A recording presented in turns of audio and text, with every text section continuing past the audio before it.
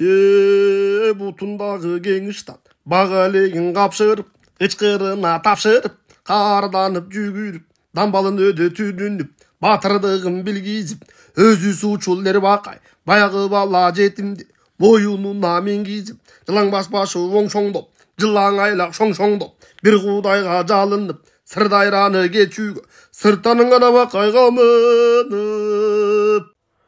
Чээрде Канекей Невстин Семетейди Букара алып качкан окуясындагы ушул үзүндүлөрдөн Бакай атабыздын өтө суучулдардай мыкты сүзгөндүгүн билсек болот.